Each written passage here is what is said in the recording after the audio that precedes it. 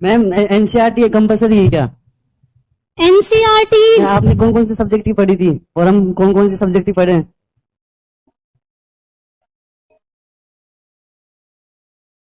NCERT मुझे लगता है बेसिक बुक होती हैं और मुझे ऐसा लगता है पर्सनली कि पढ़ना चाहिए।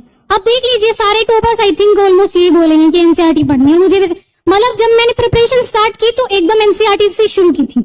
एनसीईआरटी हिस्ट्री की पढ़नी है, पॉलिटिकल साइंस की पढ़नी है और ज्योग्राफी की और इकोनॉमिक्स 9 से स्टार्ट होती है। तो 9th वाली में तो कुछ है ही नहीं, पालमपुर की कहानी है। तो तो और वो 11th में भी एक शायद मैक्रो माइक्रो है, तो माइक्रो वाली नहीं पढ़नी है जिसमें ग्राफ है। वो तो मैं तो ऐसी थी कि मैं तो ग्राफ ही पढ़ दिए थे। तो मतलब आपको स्मार्ट तरीके से पढ़ना है, वो वाली नहीं पढ़नी है जिसमें मैक्रो है, जिसमें मतलब मुद्रास्फीति और ये सब बताए गए हैं, वो वाला पढ़ना है। मुझे ऐसा लगता है एनसीईआरटी एक बार पढ़ लेनी चाहिए।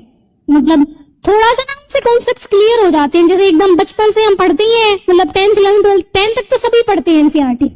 तो मुझे ऐसा लगता है कि एनसीईआरटी पढ़ लेनी चाहिए, क्योंकि जो ज्योग्राफी वाली एनसीईआरटी होती है वो तो इतनी इंपॉर्टेंट है, मतलब वो तो पढ़नी ही है, मस्ट है। वो जो उसमें 11th की ज्योग्राफी है, शायद फिजिकल ज्योग्राफी नाम है उसका, भौतिक भूगोल, हाँ वो वाली बहुत इंपॉर्टेंट है, लेकिन थोड़ी हार्ड है। पहली बार में पढ़ेंगे तो पता नहीं क्या ही लिख रखा है उसमें, समझ में नहीं आया है क्या लिख रहा है।